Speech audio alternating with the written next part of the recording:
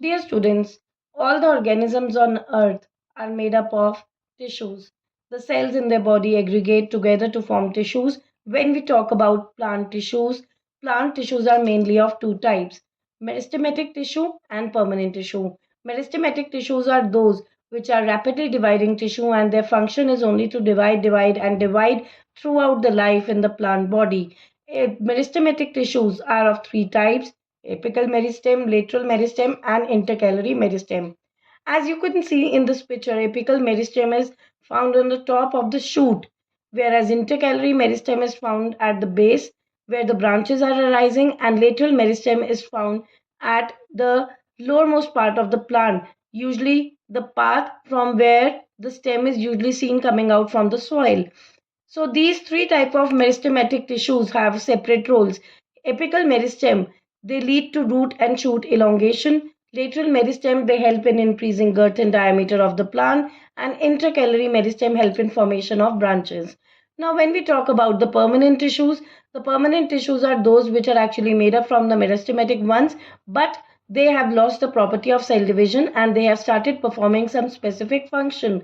Permanent tissues are of two types: simple permanent tissues and complex permanent tissues. Simple permanent tissues are parenchyma, collenchyma, and sclerenchyma, whereas the complex permanent tissues are xylem and phloem. Parenchyma. The plant body has most of the parenchymas in them. 80 to 90% of the plant body is made up of parenchyma. The feature of parenchyma is that they are thin walled, they are loosely arranged, they do not have any thickenings or depositions over them, they have lots of intercellular spaces. The role of parenchyma is storage of food as well as waste. But parenchyma is also seen in two modifications. One of the modification is arenchyma, which is seen in aquatic plants. These are those specialized parenchymal cells in which air is stored. Hence, they perform the function of providing buoyancy to the plant. Whereas chlorenchyma, which is the second most modification of a parenchymal cells, in this chlorenchyma, the parenchymal cell have chlorophyll pigments in them. Hence, they perform the function of photosynthesis. Then the second type of simple permanent tissue, collenchyma.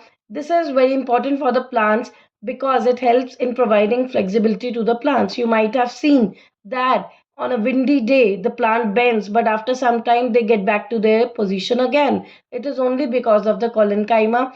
Usually the collenchyma are more thicker as compared to parenchyma because of the pectocellulose thickening on them. And last is sclerenchyma. This is basically a simple permanent tissue but a dead one. The cells of sclerenchyma are usually dead. They only perform the function of providing protection to the cell, and they have a deposition called as lignin. Complex permanent tissue.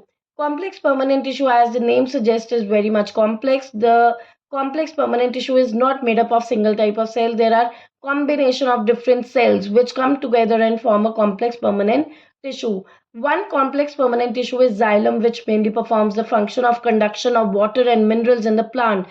Xylem is made up of four different type of cells: xylem parenchyma, xylem fiber, tracheids and vessels, whereas phloem is made up of four different type of cells: seed tube cell, companion cell, phloem parenchyma, and phloem fiber.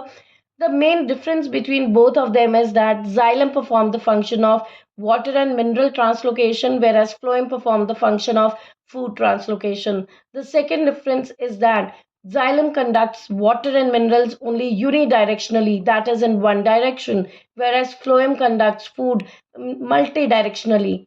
Then in the xylem, one cell is living, that is xylem parenchyma, and rest three are dead, whereas in phloem three cells are living and one cell is dead, which is phloem fibers. I hope you have understood the topic. Thank you.